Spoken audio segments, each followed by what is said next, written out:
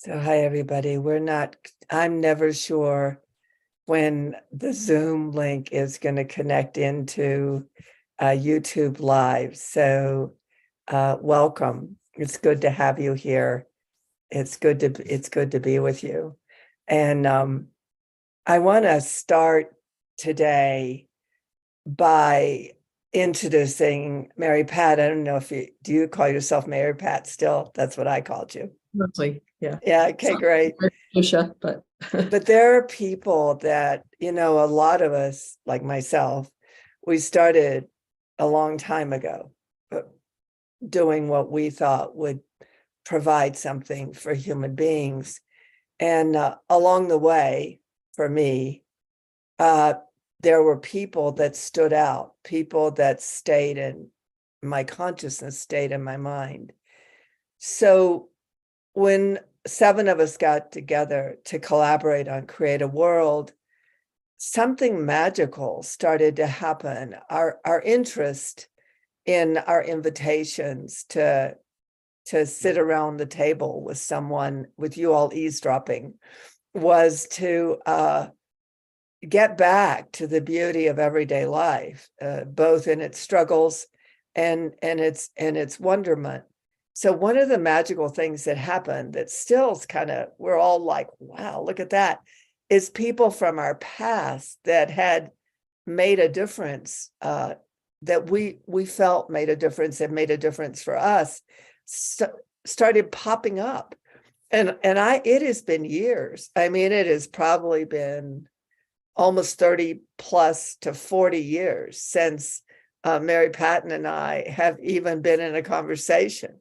And all of a sudden she popped up and with a book she'd written, and I instantly wanted to have her come on to CreateAWorld. So, and she could. So we picked a date out in the future, which is now today, for her to come on. And it's just really a pleasure. It's just really a pleasure to have you here. So as tradition in CreateAWorld, we don't introduce people. We have them introduce themselves. And for those of you that don't know who I am, which it turns out I had to say that last time, my name is Tantra Mott. I wasn't always Tantra Mott. I swam with a wild dolphin, heard this name, and have been this name ever since I gave into it. My interest has always been human beings and their capacity to be whole. And the people that I am attracted to and the people I love to be in conversation with are the people that I have felt that way about, that in what they were doing, whether it was a self-expression or whether it was a professional method, that they somehow carried I'm going to say a frequency that elicited the expression of wholeness or the ability to become whole in whatever manner. So Mary Pat's in that short list for me. And so I'm going to turn it over to you just to introduce yourself and whatever you want us to know. Okay, thank you. It's just so wonderful to be here with you. It's a trip. My name is Mary Pat Mengato. I also go by Mary Patricia Mengato in sort of official terms. And I think I've always been really interested in beauty, just finding beauty, creating beauty, being affected by beauty. And a lot of how I found that initially, I think, was as a child out in nature. And then when I got a little bit older, I started dancing a little bit late for most dancers, but I really found that through moving, and just a sense of space and expansion and feeling like I could create beauty through movement. And so I explored that for a long time as a dancer, and gradually through various issues developing in my body, started to explore other ways of thinking about moving my body and using my body. And so I studied some other different movement forms and began to do a lot more improvising with movement. And as I was studying these different forms, they were with some different people that were also teaching other forms of consciousness opening work. And so I went through some trainings, and my whole world just really started changing with that. I began to delve into my own history and find new ways to be in the world, to be with people. I got really interested in working hands-on with people and with energy work with people. And so I really sort of switched into doing that back probably at the time when I first met you, Tantra. I was into all that. And then at some point, I was sort of getting to a point where I felt like, I think I'm just ready for something else. And at that time, Christian appeared in my life. And he was the founder of Unity in Motion, which is, I instantly just became enthralled with that work. It seemed to encompass everything and take things to just a whole different level in terms of just being part of the whole universe. And so I began studying, and that was probably about 28 or more years ago when I started studying with Christian. And I studied for a long time and then began teaching. And all along, I found it difficult to describe in words what Unity in Motion was really about. And, I would try to come up with little elevator speeches about it, ways to just encapsulate it. And it was always a bit of a struggle to do that. I really got it, but it was hard to describe because it was really kind of different, a different way of thinking about moving and thinking about being in the world. It was just very much more expansive and required such a letting go of awakening. It really required awakening. It was amazing. It really, really does. And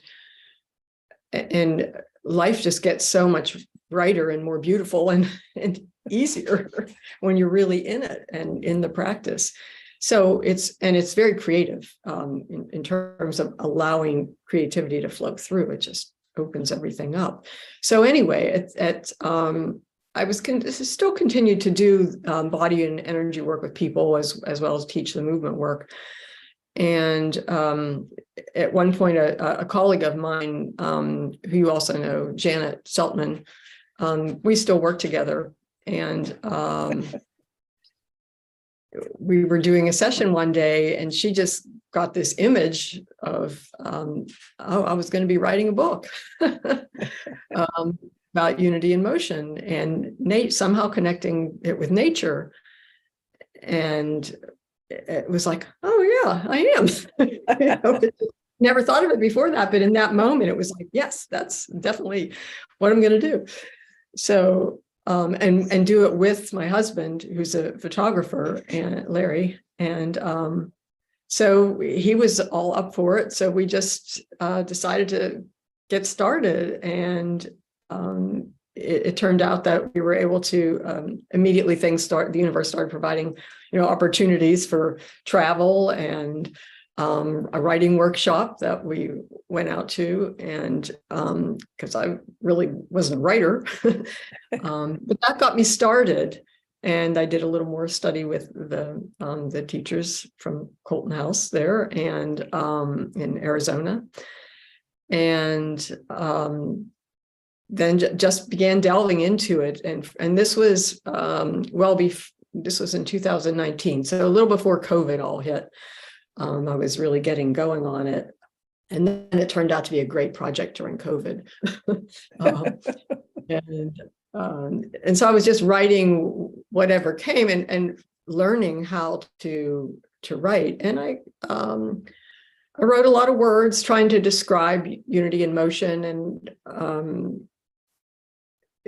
they were fine. I thought I was doing a reasonably good job of it, but it wasn't. I got to a point where I was like, well, I don't know how to put all this all together. It's really not what I'm trying to say either, exactly. I mean, it's fine and it explains things, but it's not the way that I want to really do it. And I just was out meditating under a pine tree in my backyard, which was kind of one of the guides for the book. Actually, this tree started. It's the first time I was under the tree asking for, just meditating about the book. This tree just started dripping all this resin on me. I'm like, oh. On my notebook that I had out there to write, was dripping on that. And I was like, okay, this tree wants to help. So, that was fun. So actually, one of the poems sort of arrived in my consciousness then, just a short one. And it just felt so right. It was like, okay, I'm switching to poetry here. This is what I really want to do. And so I just began exploring that. And it was an interesting process to open myself to that. And right about around then, I met Kira Paulson, who was a writing coach and had Freedom House Publishing, which is who I ended up publishing with. And she was a wonderful coach to help me really be able to just let go of myself and be guided, by the spirit of the book that wanted to come through. And that was really a process to begin finding how I could get a complete yes through my entire body, my whole system, for every word as it came in. And sometimes it meant sitting there for a couple of hours for 3 words, but I knew when they came in, they were the exact right ones. And my mind would turn out lots of other ones, and it would be like, nope, that's not it. And finally I get the right ones. And so they, as each one came through, they just seemed like perfect. And some of them arose really out of just the movement practice itself of unity in motion. And some of them were a lot more in connection with experiences I had in nature, maybe practicing in nature, maybe not, maybe just having had an experience somewhere walking in nature. And it seemed to fit together with whatever I was exploring in terms of the practice of in the movement or in the consciousness. So I just got to, made a collection, and when they seemed done, they seemed done. And it was time to work on the introduction and all those other little parts of a book and publish. And so it's been quite a journey I published it last fall. So it's been, a three-year journey bringing it to publication, something like that. And the name of it? The name of it is Remembering Light. And I know it's going to be backwards, but that's what it looks like. Actually not, because I have it on where it mirrors. Oh, okay. It's beautiful. Anyway. Is that your husband's photography? My husband's photography. That's gorgeous. So some of the poems have photos accompanying and others don't, but it was just a matter of picking out photos that seemed to just match the words. And some of them were created on our trips that we took, a few trips, and others were some older ones that I just really thought were perfect. So that's beautiful. A couple of things I wanted to say. I was the addendum, the plus of finding you, or ever how we landed on top of each other, is that I could not remember Christian's name. Yeah. But I had started talking about him like for 2 or 3 months. I would mention this man whose name I couldn't remember. All I remembered was his major comment. When you said, "How are you?" he would say, "Simply divine." Yeah. and I was, and I, it just always, it was like a centering exercise. Every time he'd say it, I get recentered in being simply divine. It was really beautiful. But the other thing about Christian I remember is I drove him, I think from Washington, D.C. to Pittsburgh, if I'm not mistaken. But I drove him the whole way, and he listened to one song and he played it over and over and over again. And I want to bring that up. I want to bring him up because I think for both of us, he had a non-language influence on it's something at a very systemic level, something that our present world gives no credibility to in language, none. And like, we just don't have the language of it. We don't have a way to put it in cognitive terms. So the fact in that energy, you wrote a poetry book, that is really the closest terms that kind of movement of creation can find a way into the human mind.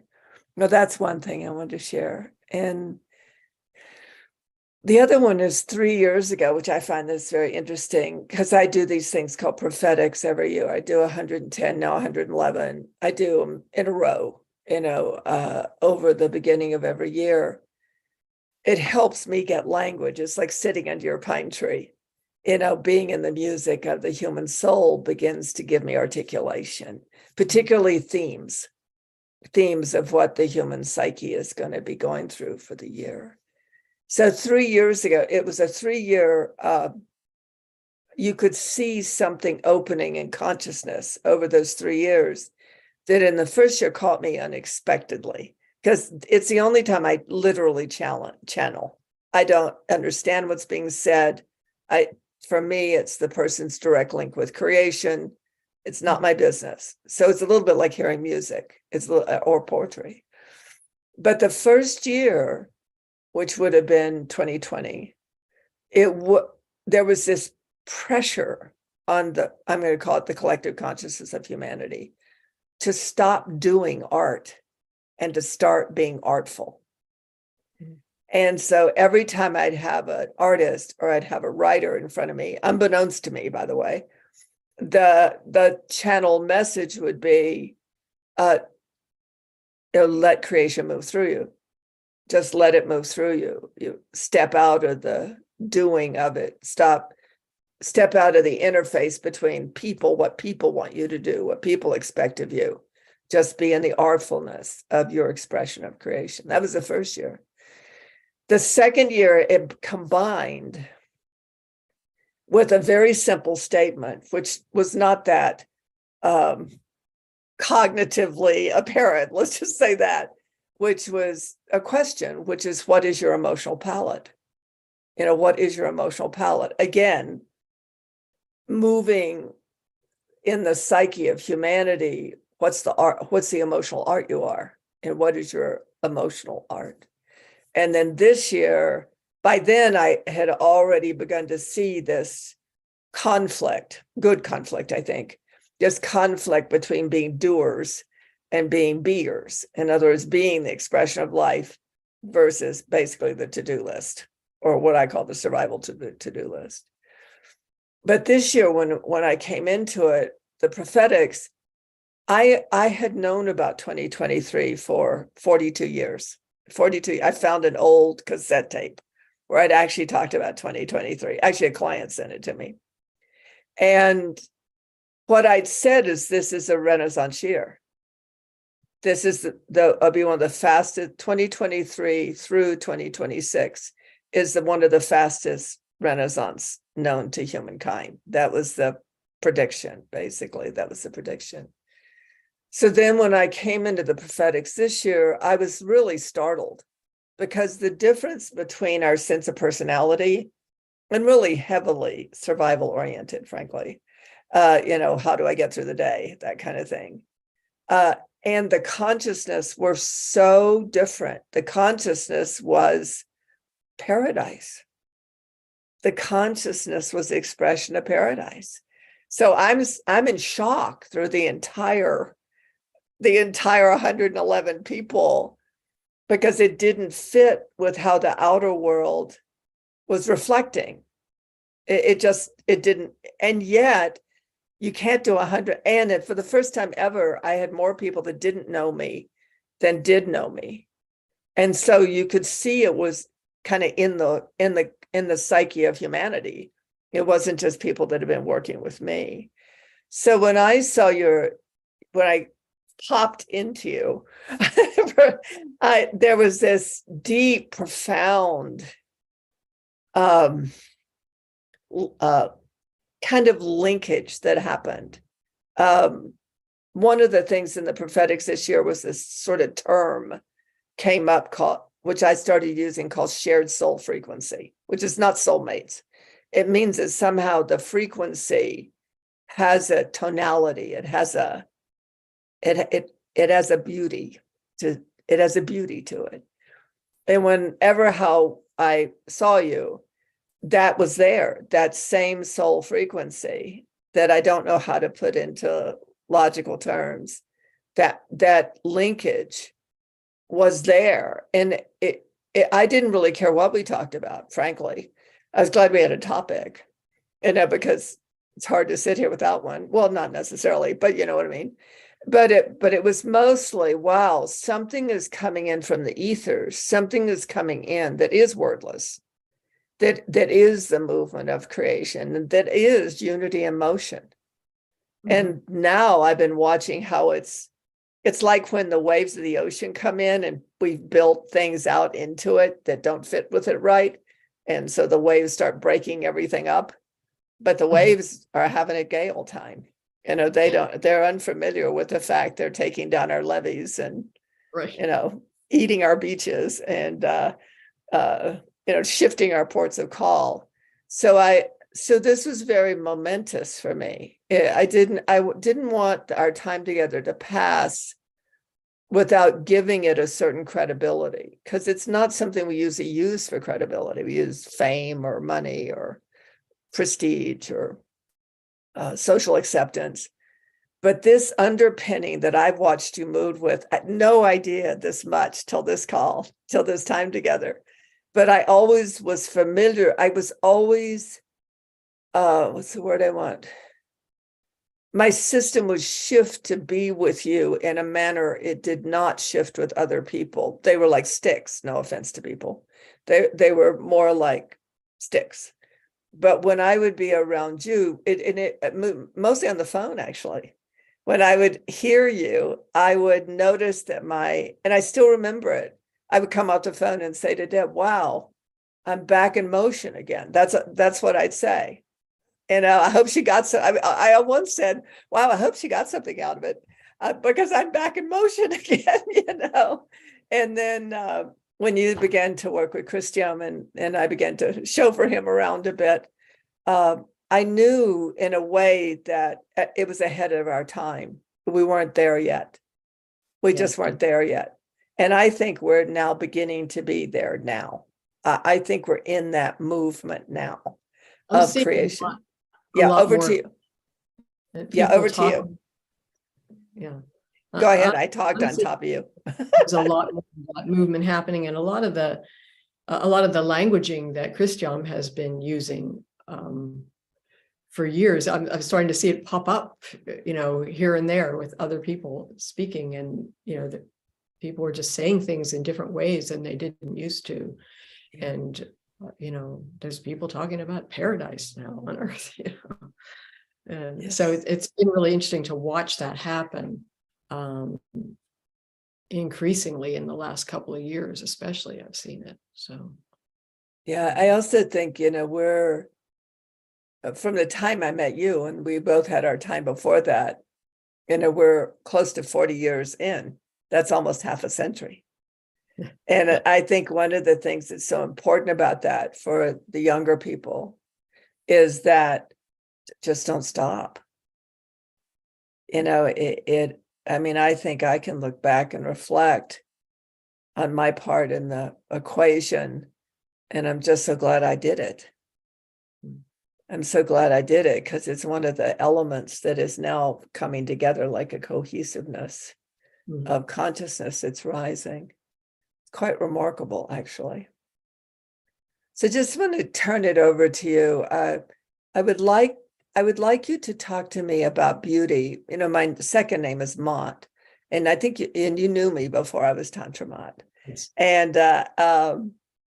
but what's so fascinating to me is, you know, Mott is harmony, balance, symmetry, proportion, beauty, and grace. And there's something about that element of beauty that provides something, or provides in a way that I can't articulate. I can feel, but I can't articulate. And it just, anything you want to share with us about that?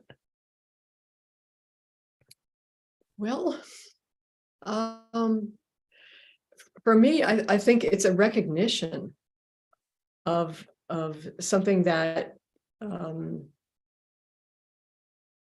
just brings a sense of, yes, I can respond to that. I am that.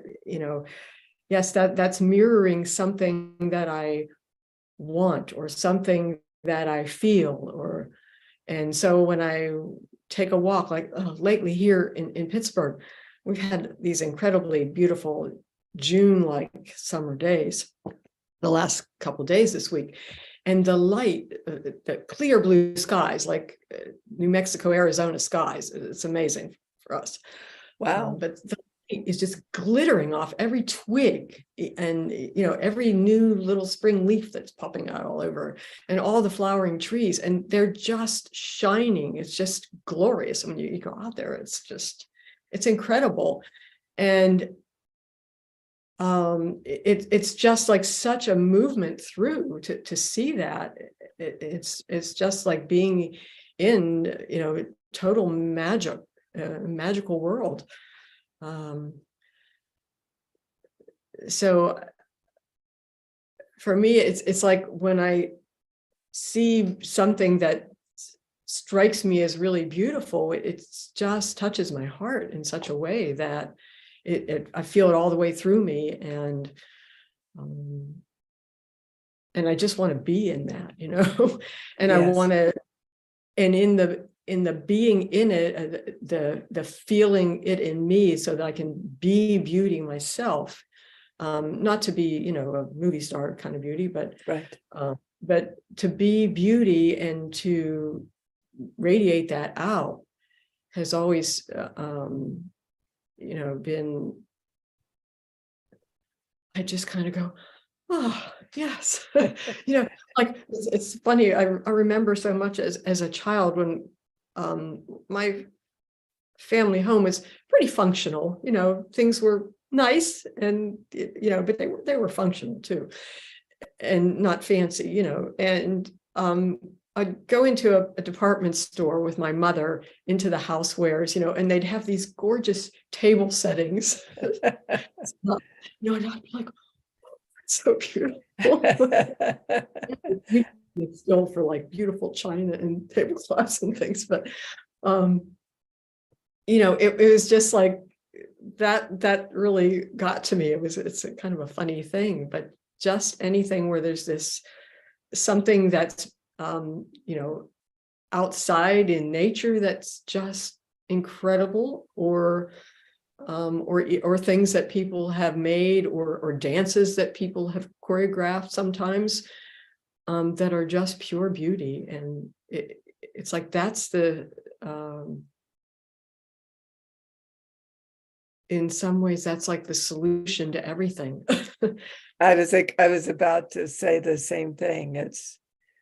It is an incredible. I had a friend. Her name was Zaria, and her father was Dr. Zed, and he had to do hideous things in concentration camps to keep his child and his wife alive. And when they moved to Kingsport, Tennessee, I noticed he was always smiling, and he was always carrying an umbrella. It didn't matter if it was raining or snowing or hot. And so one day I said to him, Dr. Zed, why do you carry that umbrella? And he said, because I can remember that I never have to let anything rain on me or fall on me that I don't want to. Hmm. And I think about that. He was really, I was 5 years old when Dr. Zed said that to me. And then fast forward to 2022 and 2023 it's an amazing thing, these senses we have. They are our gift, our smell, our taste,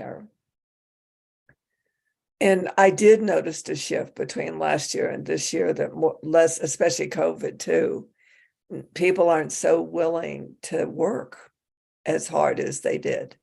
Oh, yeah. That they are looking for things that make them feel precious and beautiful.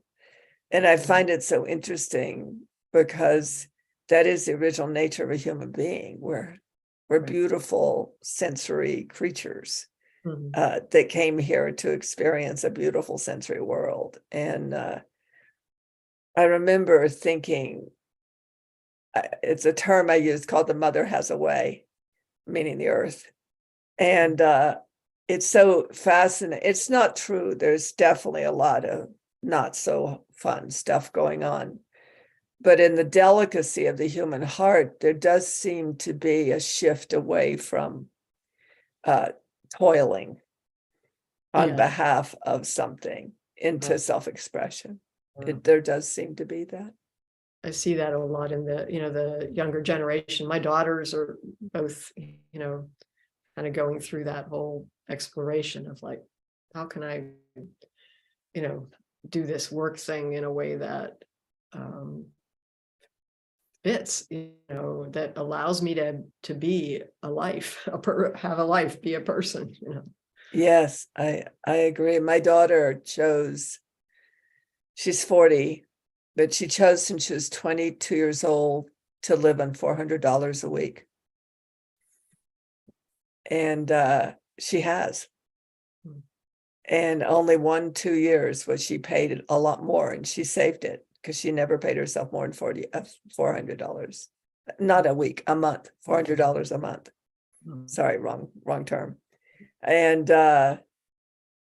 but to watch the self-expression level of, I mean, she put a shack. It's not a shacky looking shack. It's actually quite elegant underneath this cottonwood tree. And you walk in and the cottonwood tree is folded down over the hut for shade.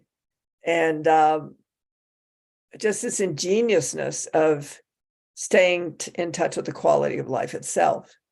Hmm. And no sense of hardship. In fact, she had a car that she ran into the ground. That is common for her. and she had to call her father because she was in the middle of nowhere, and she had to buy a used car, but a really nice used car.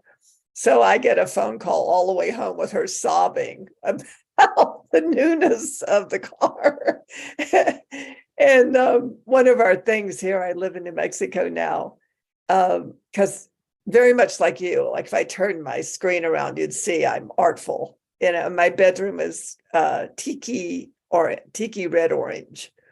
And it's where I go to recover from, because a lot of people work with me and some of the stories are not fun. Hmm. They're very hard. But when I go in that room and I close the door and I put down my mushroom curtains with the waterfalls on them, and I sit in my room with the sun coming, shining into the room, I just reset. I'm okay. And I don't think we realize the power of our sensory system to literally not just diffuse trauma, but to have trauma not exist anymore, like just to have it not be there. And but now it seems that's important. Now it seems like it has a real through line to it to stay in touch with beauty. Was anything for you about that? Um, yeah, it's just,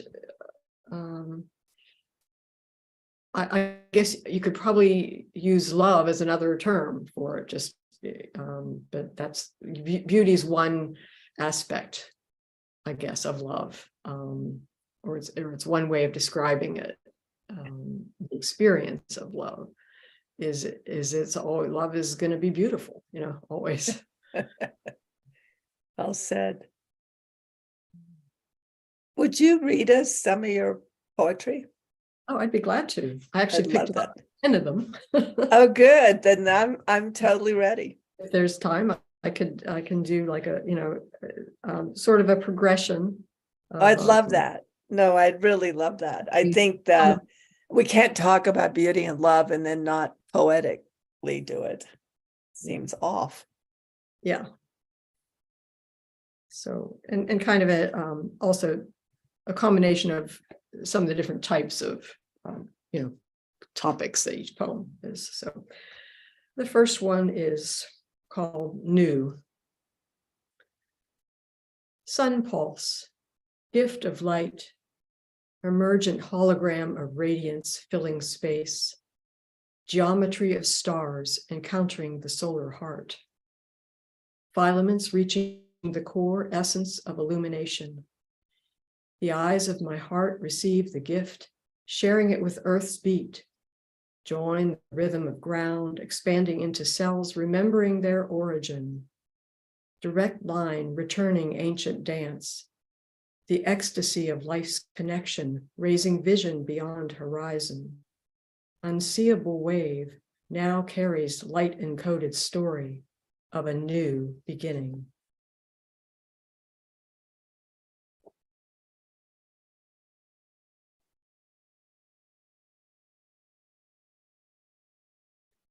Connection.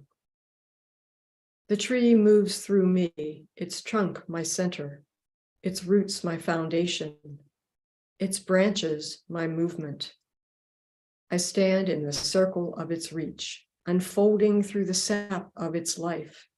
My energy is the flowering of the earth, conduit of beauty.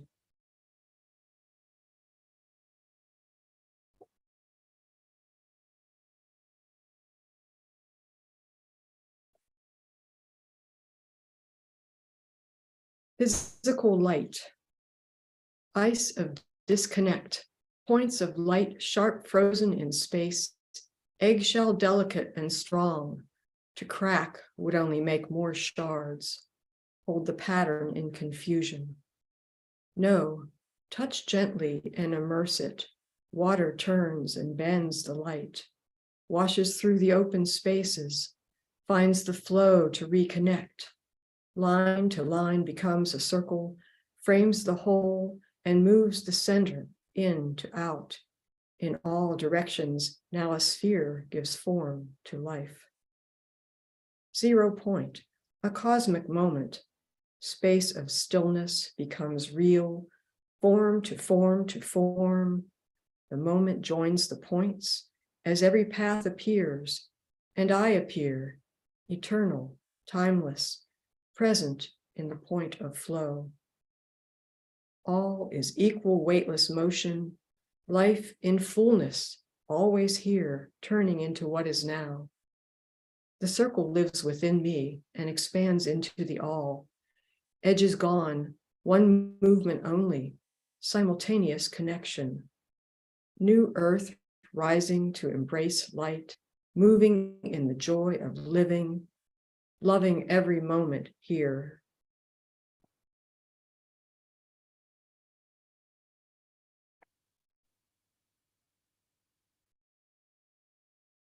Here. All I am is here now, ticking through each moment, molded, carved to the center of space, becoming anew here and here and here, arcing the path, awaking again, the here, the here, the here. Are you here? Empty and full, be here, be here, be here. Eyes open, spine moving, releasing the lower, the middle, the upper. A wave, a wave, a wave. I gather my mind, I'm here, I'm here, I'm here. Heart open, arms spiral, encircle the centers, meeting the moment. It's gone. Arrive to now, to hear, to hear, to hear.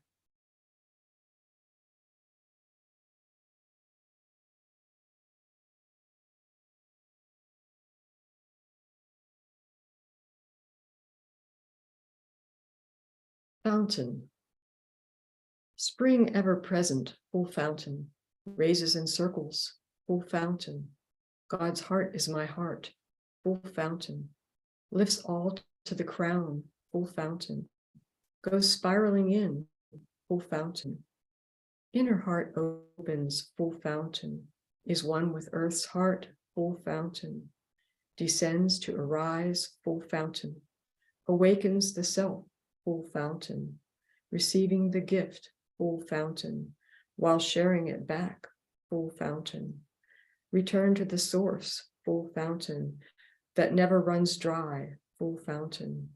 The center of life, full fountain. Forever renewed, full fountain. Forever renewed, love's fountain.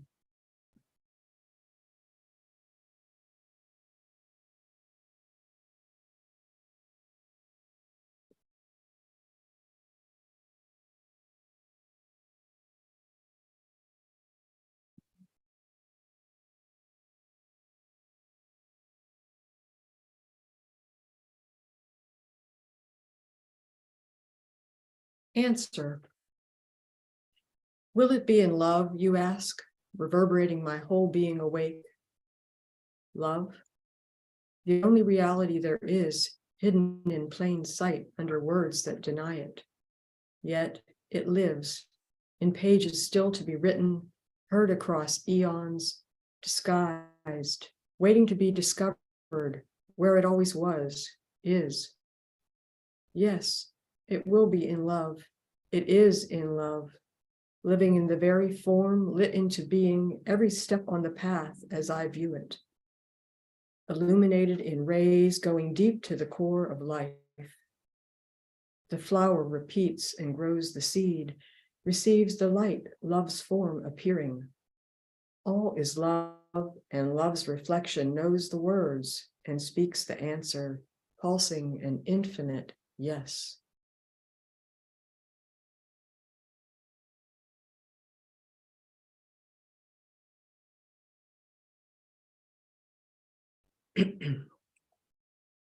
Earth. Spirit is ripe here, tasting of moss-softened ground. Moist leaves envelop trees, amplify my awareness. Distinct harmonic drop shifts space to a sphere. Air rides the wave of my arms. Sun-dipped rocks ride the ongoing water. I am in the flow, immersed in the center of emerging life.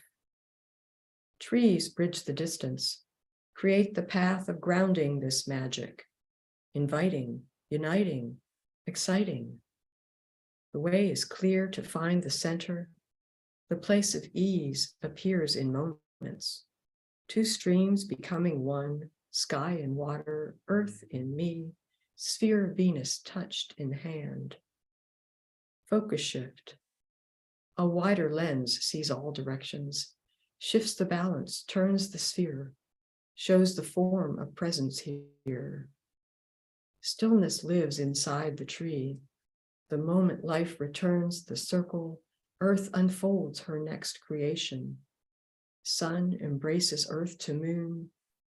Sitting in the moving center, spirit opens contemplation.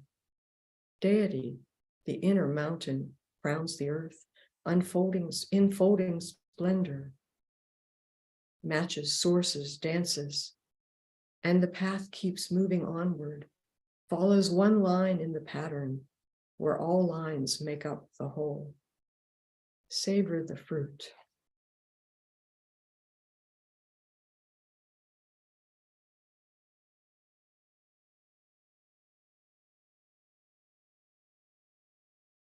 Place of balance. In the center of space lies infinity, holographic continuum of existence. Space within space, time within time, life within life, I stand in the center. In the center of form lies space, omnidirectional opening of awareness, form within form, pattern within pattern, expansion within expansion. I move in the center. In the center of movement lies stillness, eternal presence of oneness, movement within movement, spiral within spiral, center within center. I am in the center. Center of love, center of beauty, center of freedom.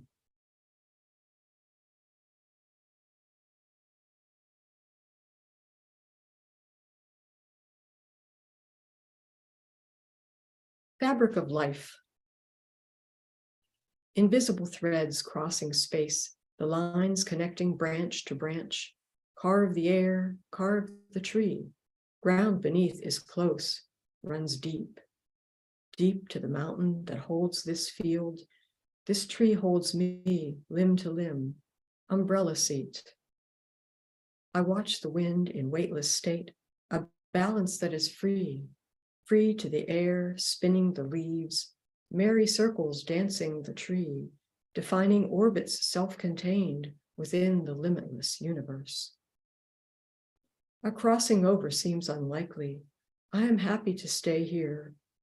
Pushing will not move the river, simply open to its flow. A full embrace. The sphere in circles connects above, connects below. Hidden spider knows the weave and follows all the line's directions, maps of music seen, not heard, vibrations shaping worlds in motion. Forms align. Wise woman sits in the presence, life suspending time has shifted to eternal. Every moment threads the needle. I am moving in the eye.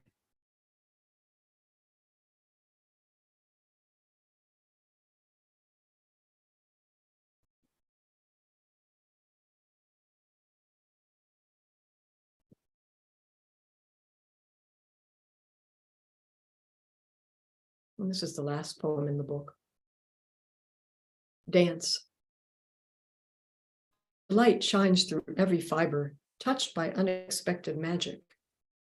Fields of play surround me, calling me to see how each part appears in turn, a new design of color appearing to tell of joy opening the way home. A garden within awakens the bare branches into knowing their desire is to be transformed. As light reveals their inner form, my winter heart sees what is real. Dimensions merge. A new earth enters this walk through my body, laughing with life, moving in circles that open the moment in presence.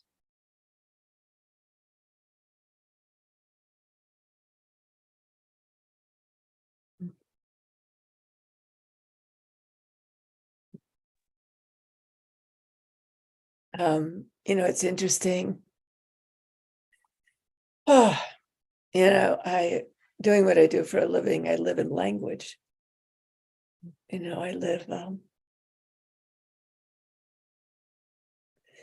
live in the language of the human soul, and then I got to translate it into ways that can be heard.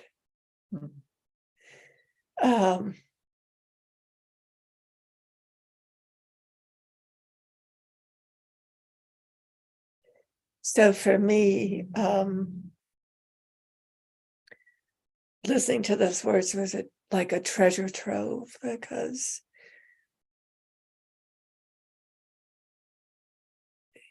there's no words. It's like the way language can work when it's not separate from itself. And I just want to unexpected outcome in this time together. Because that's really what I long for. is I long for a human language that isn't separate from itself, his or her or theirs. And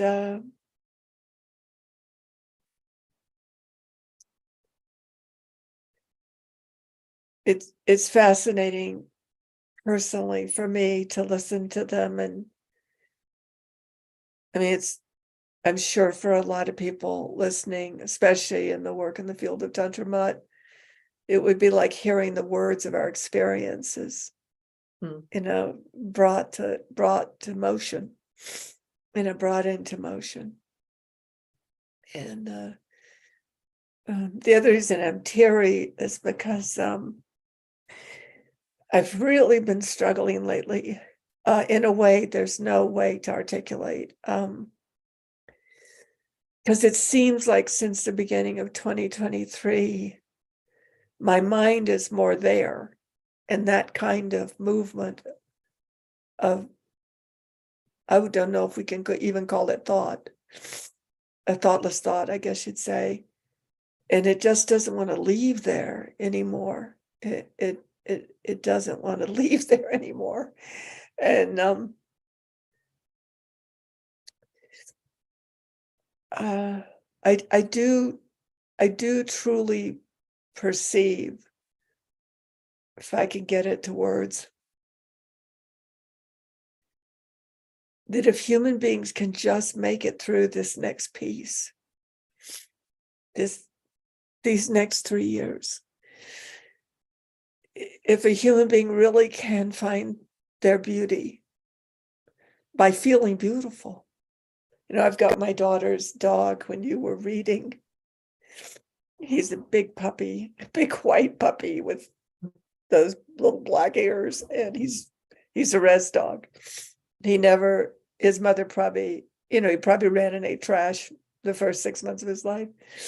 And you were reading, he came over and laid on my feet. And he can't even hear you. I've got my earbuds on, and it's that world. It's that world that I remember, when the tree does resin, showers you with resin, and dogs come over and lay on your feet, and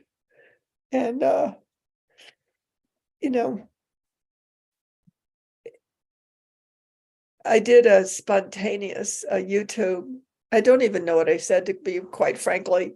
What it's like. What it's like to be a seer is sometimes you just can't keep your mouth shut. You just got to, you're a delivery system, and you just got to get it out of your mouth, but I got the most remarkable responses. I don't even know how they found it. And I did it on an old YouTube channel just to get it said, and one of my old ones. But it was one of the most enriching experiences of my life, because what was coming back, and I don't know how, was this kind of beauty, this kind of in touch. There was a being in touch, and also an anger, like no more will you take my soul, no more, whatever it is, pick one, no more will you cost me my sense of my own wonder. And it really flabbergasted me. I actually did about 6 hours meditation over the whole weekend because it was like, I've done this. I'm on my 57th year of doing this kind of work, which, if I'm sitting quietly over a weekend after that, it means something really is happening, and that you could capture that level of what I call language lived, living language, can really only happen if it's in the air, if it's in the activity of creation. And I also have to admit that there were 2 poems I'm like, oh, wow, I'm going to use that one. That's what I was trying to get at. I'll make sure that you're credited, of course. But But it is this, how do we touch the human heart again? And how do we trust? This is why we started CreateAWorld, just to build trust again between human beings, to have us not be weaponized against each other anymore. And God, what you just read is really who we are. Just profound. Well, I think, we have to trust ourselves first, and that can be a real hurdle sometimes. Because we haven't been, somebody said to me when I was 19, I was a mess. I mean, I was a drunk, among a few other things I won't mention. I was excessive, let's just say that. And I always remember someone said to me, why do you see that in me? Like, because I used to just do it for fun back then. I think I got paid sometime that year. And I heard myself say, this mess. I heard myself say, human beings are beautiful, and something made us forget. And we can't forget anymore. And that's what started everything. Yeah. Started everything for me, because I had forgotten. But as I did, it just there's so much I'm getting, like working with Christian and everything you followed, all the ways you followed your nose, so to speak, your intuition, your gut, your draw. That is what a human being is. That we are the movement of creation. We are in unity with creation, in movement. And I can look back now, almost 60 years later, and just say, wow, there was always a through line. Always, regardless of my interpretation, regardless of how I had analyzed myself. And I'm just in a really deep prayer that we are truly in an emergent moment. And I think we are. I think we are. I really Yeah. do. Yeah. Just this distance between what seems to be occurring in the world and what's actually feels like is just bubbling up everywhere is enormous. It's just like there's no relationship between the two almost. It's like watching something just happening out there, and I watch it, but I can't engage with it really anymore. Although sometimes I find that it can get a little heavy and difficult when there's a lot of people talking about it around me, and I tune it out. Yeah. Really. And there is a grief, because for those of us that are seeing this emergence occurring, and then we see people that are not there yet. That's probably not the right term, but at the effect of what's being said, of the other realm, let's just put it that way. It's like this experience we're having. I have a global community. Like, we have to have room. It's like Cahill Gibran. We have to have room for the joy and sorrow. Both of it has to be beautiful. Both of it has to be sweet, because it's the nature of caring. That was the thing: beauty, love, and caring. That those three things are really the quality of life that a human being is. We're at the end of our moment, but I want to say something very specific. And I'll make sure I put the link for those of you watching. I'll put the link on our YouTube, how to get hold of the book. And because we always have to do it after. We can't figure out how to do it before. But the thing I want to say is, what are the odds that we have not seen each other for this long, and you read those poems, and it's everything that I would have wanted to presence today if I'd had the capacity to do it. That's the magic. So thank you so much for being the resin on my tree. It's perfect. It is just paradise. It is just perfect. And there's something about timeless time, and time when something is needed. And I think that what you've written there is needed now. It softens the blow of the mind that tries to take us away from ourselves. And I am profoundly appreciative. And maybe we'll get Christy on, the three of us. That would be fun. Be fun. All right. Many blessings, honey. Thank you. Have a wonderful day.